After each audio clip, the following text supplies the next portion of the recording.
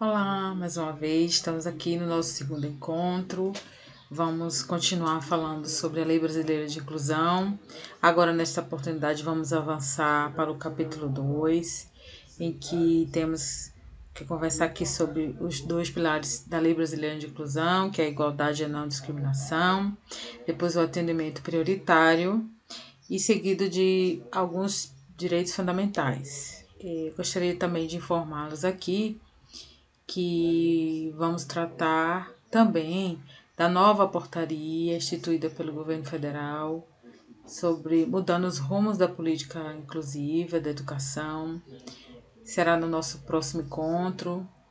Sei que é um tema polêmico que nos causa perplexidade e preocupação. Já recebi também pedidos para comentar sobre isso, então fiquem tranquilos, nós vamos conversar no próximo encontro. A gente está seguindo aqui a dinâmica da legislação, como é instituída pela legislação, seguindo a organização mesmo da lei. Então, agora nós estamos no capítulo 2. Bom, o capítulo 2, a partir do artigo 4º, ele informa sobre os dois grandes pilares da Lei Brasileira de Inclusão. Além de instituir o conceito de deficiência, como vimos no nosso encontro anterior, temos também outros dois grandes pilares, que é igualdade e não discriminação. Essa igualdade, como eu também já falei no nosso primeiro encontro, é uma forma de equilibrar essa nossa sociedade, onde todas as pessoas, todos os indivíduos, como seres humanos que são, precisam ter as mesmas oportunidades. Mesmo que a gente encontre essas barreiras, precisamos suplantá-las, né? E da melhor forma possível encontrar essa igualdade formal e igualdade material. Nisso, o artigo 4º informa que toda pessoa com deficiência tem direito à igualdade de oportunidade com as demais pessoas e não sofrerá nenhuma espécie de discriminação. Então, a lei é bem clara. Tem igualdade de oportunidade e não sofrer nenhuma espécie de discriminação. Seja em quaisquer ambientes que estiverem, seja qualquer for a situação que vivenciarem na sociedade. Tem igualdade de oportunidade e não sofrerá nenhuma espécie de discriminação. Considera-se discriminação em razão da deficiência toda forma de distinção, restrição ou exclusão, por ação ou omissão, que tenha um propósito ou efeito de prejudicar, impedir, anular o reconhecimento ou o exercício dos direitos e das liberdades fundamentais da pessoa com deficiência, incluindo a recusa de adaptações razoáveis, o fortalecimento de tecnologias assistidas. Então, o que é discriminação? É qualquer ato contrário à participação igualitária do indivíduo. Isso também a gente pode dizer que é uma norma comum para todos, independente da condição, da necessidade que o indivíduo precise estar na sociedade, ou seja, se ele precisa de alguma ferramenta assistida, esse não deve ser o motivo para ser discriminado, restrito a adentrar qualquer ambiente, que qualquer serviço seja restrito em razão da sua necessidade adaptativa do ambiente. Como a gente já sabe, a sociedade, o ambiente é que traz obstáculos, o ambiente que é deficiente.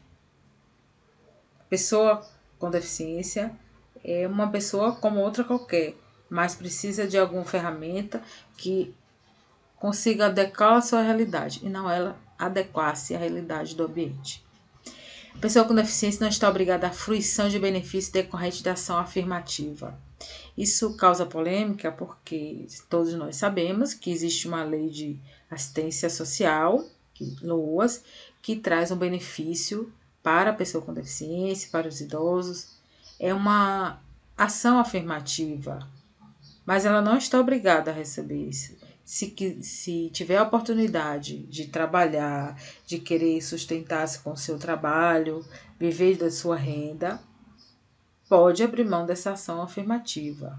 Não é uma imposição o recebimento do LOAS. É lógico que a gente sabe das necessidades da nossa população, que é muito difícil que uma pessoa com deficiência ou um idoso que não tenha aposentadoria, abra mão do LOAS de recebimento dessa ação afirmativa.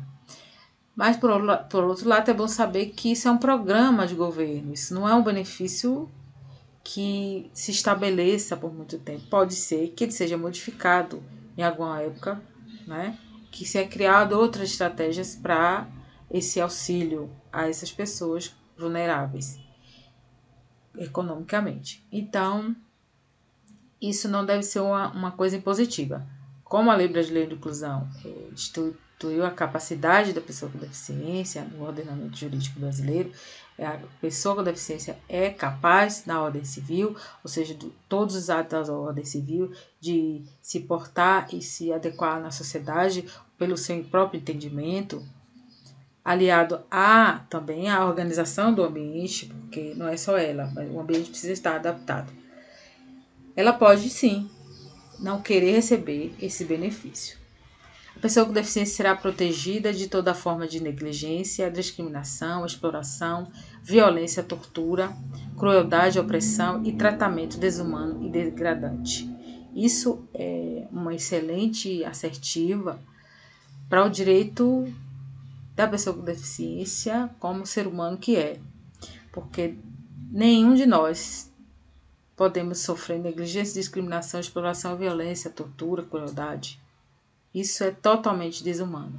Então, esse é um dos pilares das convenções internacionais sobre direitos humanos que foi aqui incorporada na nossa legislação, para ainda deixar mais individualizado, particularizado, que, como todas as pessoas, a pessoa com deficiência também, que é uma pessoa, como outra qualquer, apenas precisa que o ambiente se adapte à sua realidade, não pode ser vítima de negligência, discriminação, exploração ou violência. E nós, como sociedade, assim que tivermos conhecimento de qualquer fato desse tipo, de discriminação, negligência, exploração, violência, opressão, tratamento desumano ou degradante, precisamos informar as autoridades competentes, precisamos informar ao Ministério Público, precisamos informar o setor de serviço social do município e até a delegacia, porque é um crime, né? Violência, tortura, crueldade e tratamento desumano são crimes, né, contra a pessoa que está disciplinado no Código Penal também. Para os fins de proteção mencionada no artigo 5º, que é contra a negligência, discriminação e exploração, são considerados especialmente vulneráveis a criança, o adolescente, a mulher, o idoso com deficiência.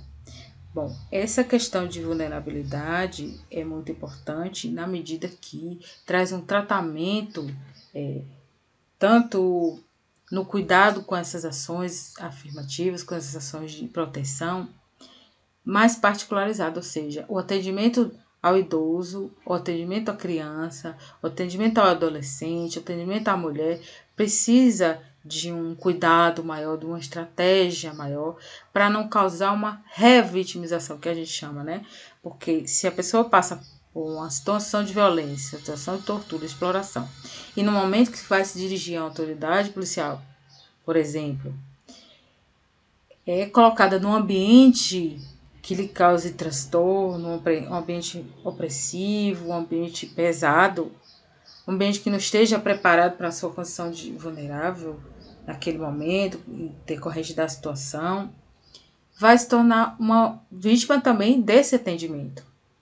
Então, é preciso ter delegacias especializadas, por isso que temos delegacias especializadas, padrão de comportamento e de tramitação processual também dos mais vulneráveis. E é totalmente necessário, totalmente adequado ao que é proposto na legislação também. A deficiência não afeta a plena capacidade civil da pessoa. Isso é um grande ponto da Lei Brasileira de Inclusão, que está no artigo 6º, em que ela informa a capacidade plena para a pessoa com deficiência, né, no nosso país. Ou seja, o que é pessoa com deficiência? A gente já sabe que é aquela que tem um transtorno de longo período.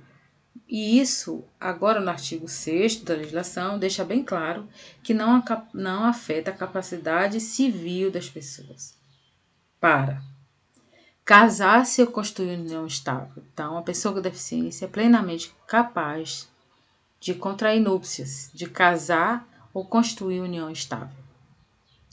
De exercer direitos sexuais e reprodutivos. É vedada a esterilização compulsória, que já foi utilizado em outro momento, né? Mas que hoje não comporta nenhum tipo de ação contrária à vontade da pessoa com deficiência. Ela precisa ser ouvida, ela precisa explanar a sua vontade de querer construir família, de querer ter filhos, e isso não pode ser vedado pela sociedade. Exercer o direito de decidir sobre o número de filhos, ter acesso a informações adequadas sobre reprodução e planejamento familiar. Da mesma forma, todas essas campanhas sobre planejamento familiar, sobre reprodução, precisam também ser incluídas as pessoas com deficiência. Elas precisam fazer parte dessas campanhas. Então, agora a gente também já pode analisar. Quando tiver uma campanha de uso de camisinha, né, de preservativos, de anticonceptivos, de todos esses que forem efetuados em campanhas, precisamos verificar se há menção para que isso atinja a pessoa com deficiência, se há utilização da língua de sinais, língua de libras, se há utilização de encartes em braille, se o método de explanação é adequado ao entendimento da pessoa com deficiência. Podemos também avaliar essas campanhas dos governos, né? E de que forma ela está chegando a essa pessoa com deficiência. Se for insuficiente, mais uma vez, precisamos, nós como sociedade, intervir. Dizer, olha, essa campanha não é adequada à pessoa com deficiência. Precisa ser reformulada. Precisa adequar-se às necessidades da pessoa com deficiência. Também tem direito a conservar sua fertilidade, sendo vedada a esterilização compulsória, como eu já falei antes. Exercer o direito à família, convivência familiar e comunitária. Exercer o direito à guarda, tutela, curatela e adoção, como adotante, adotando, em igualdade de oportunidade com as demais pessoas. Então, a pessoa com deficiência também pode estar inscrita na lista de pessoas aptas à adoção. Pode ser adotante e adotado. Em igualdade de oportunidade com as demais pessoas. É dever de todos comunicar à autoridade competente qualquer forma de ameaça ou violação aos direitos da pessoa com deficiência. Mais uma vez, como a gente já conversou na aula introdutória, qualquer forma de ameaça ou violação de direitos da pessoa com deficiência precisa ser informada à autoridade competente. Qual a autoridade competente? Pode ser a mais próxima do seu ambiente, ou seja, se a autoridade mais próxima para você ter acesso imediato é a delegacia, procure a delegacia. Lá o delegado vai fazer a sua comunicação formal e vai informar isso ao Ministério Público, à Assistência Social, e vai encaminhar a autoridade competente para tomar as devidas medidas cabíveis. Porque o delegado também não está só para instaurar o que é crime, mas o potencial de crime, o potencial de violação de direitos. Se no exercício de suas funções, os juízes, os tribunais tiverem conhecimento de fatos que caracterizem as violações previstas na lei, deve remeter ao Ministério Público a providência cabível, ou seja, é uma diretriz uniforme, tanto para a sociedade como para as autoridades. Se o juiz, no momento que está fazendo uma audiência, no momento que está fazendo um atendimento, até que esteja conversando com a pessoa com deficiência e ela informe que foi vítima de algum abuso, de alguma violação de seus direitos, ele, como autoridade, deverá tomar devidas providências para cessar essa violação aos seus direitos, encaminhando ao Ministério Público para tomar as medidas formais. Porque o juiz não cabe iniciar nenhum tipo de procedimento. Cabe espera a demanda e para solucionar, é um ente imparcial. Ainda é dever do Estado, da sociedade e da família assegurar à pessoa com deficiência a prioridade de efetivação de direitos referentes à vida, à saúde, à sexualidade, à paternidade, maternidade, alimentação, habitação, educação, profissionalização, trabalho, previdência social, habitação, reabilitação, transporte, acessibilidade, cultura, desporto, turismo, lazer, informação, comunicação, avanços científicos, tecnológicos, dignidade e respeito, igualdade e convivência familiar e comunitária, decorrente da Constituição Federal e da Convenção sobre o Direito da Pessoa com Deficiência. E seu protocolo, né, que garante o bem-estar pessoal e social e econômico. Aqui são os direitos fundamentais, como nós já vimos falando que a pessoa com deficiência tem todos os direitos assegurados, e aqui deixa bem claro quais são esses direitos para, de forma didática, individualizá-los também na Lei Brasileira de Inclusão. Para que não reste nenhuma sombra de dúvidas, estamos falando de um indivíduo capaz, estamos falando de um indivíduo que precisa ter assegurado a sua dignidade como qualquer outro. Para isso, para assegurar essa dignidade, é necessário um mecanismo específico. Qual é esse mecanismo? É o atendimento prioritário. Assim como temos no idoso, a pessoa com deficiência tem o atendimento prioridade. Até porque das suas necessidades, né? Não vai precisar demandar ficar longo período em um certo ambiente para ser atendido. Ela precisa, na melhor forma, ter um atendimento prioritário. Ou as instituições precisam estar organizadas para que esse atendimento seja resguardado e seja atendido o maior e breve tempo possível. A pessoa com deficiência tem o direito de receber atendimento prioritário, sobretudo com a finalidade de proteção e socorro em qualquer circunstância, em atendimento às instituições, serviços de atendimento ao público, disponibilização de recursos tanto tecnológico, garantia de atendimento, igualdade de condições com as demais pessoas, disponibilização de pontos de parada, estações e terminais acessíveis de transporte coletivo, segurança no embarque e desembarque, acesso à informação dos recursos comunitários acessíveis, recebimento de imposto de renda, instituição, tramitação processual e procedimentos judiciais administrativos, quando for parte ou interessado em todos os atos e diligências.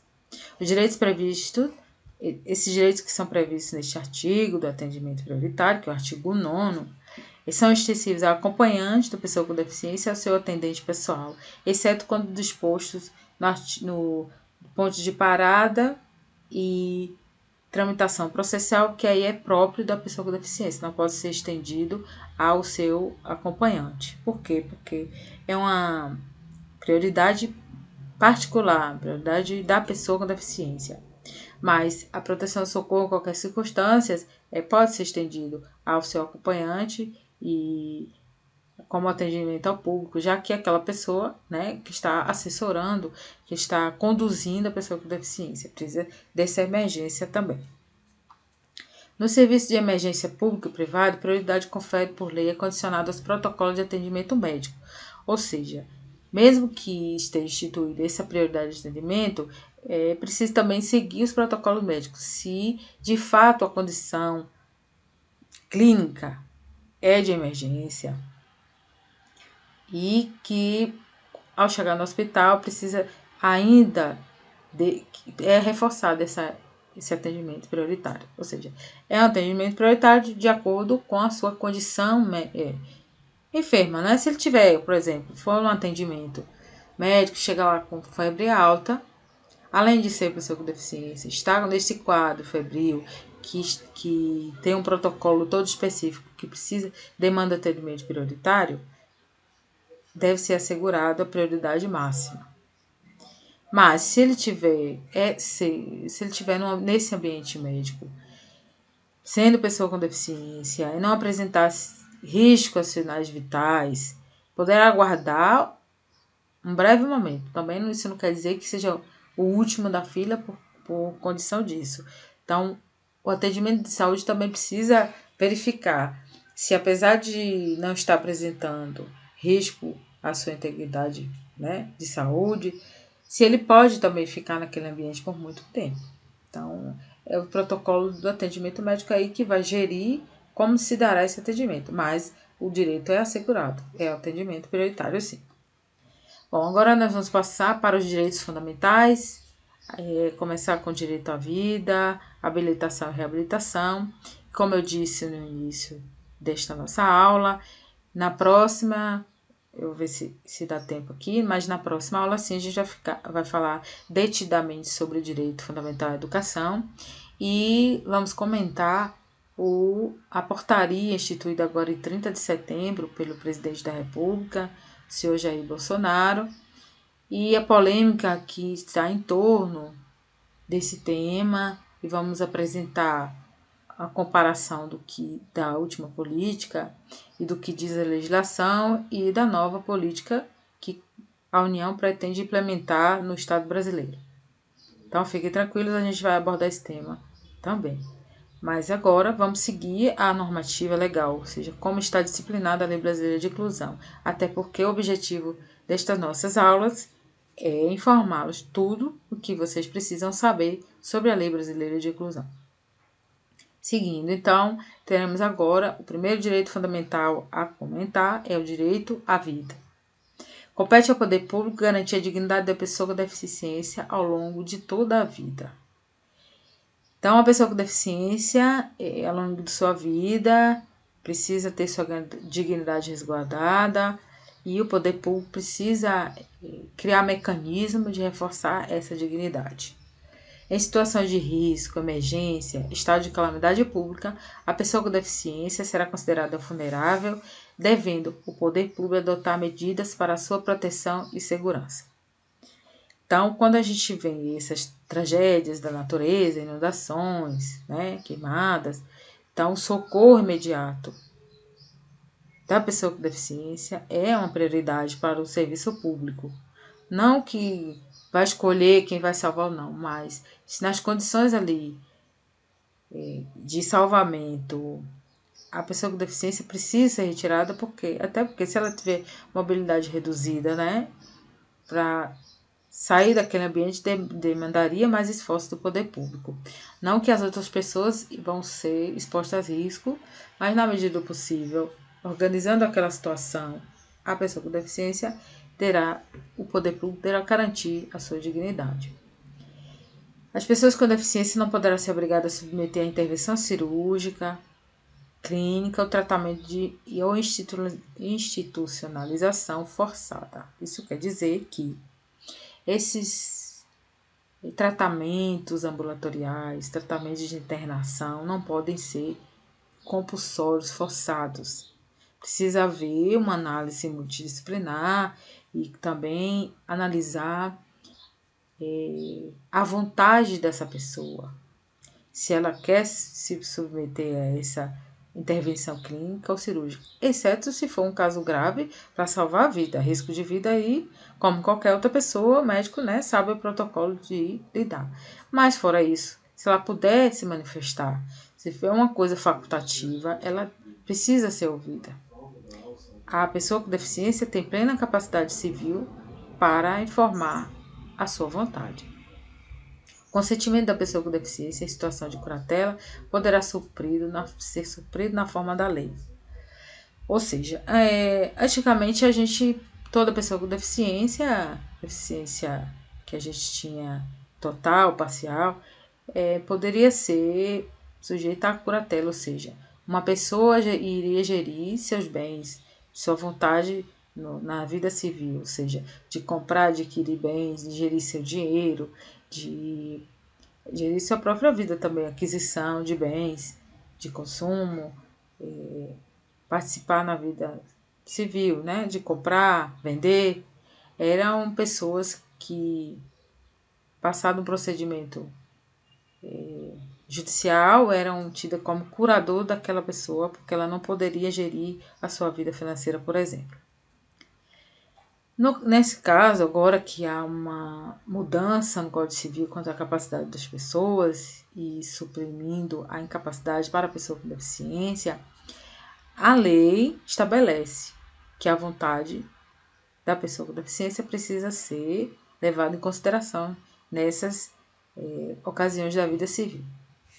Mas também temos um cuidado de que, quando ficar evidente que a comprovação de compra de algum imóvel ou de venda vai causar um prejuízo que a pessoa não tem conhecimento desse prejuízo, que é uma fraude, a lei pode resguardar isso. De que forma? Com a anulação desses atos, em prol da dignidade da pessoa humana, em prol do prévio e livre esclarecimento, e que precisa existir na realização de tratamento, procedimento de hospitalização, pesquisa científica. Isso é uma construção que precisa se organizar, ou seja, a sociedade precisa se adequar na criação desses formulários de consentimento prévio esclarecido, ou seja, todo atendimento à pessoa com deficiência na saúde, como qualquer pessoa, se a gente vai participar de um procedimento, a gente tem um documento que chama consentimento prévio esclarecido sobre os riscos daquele procedimento.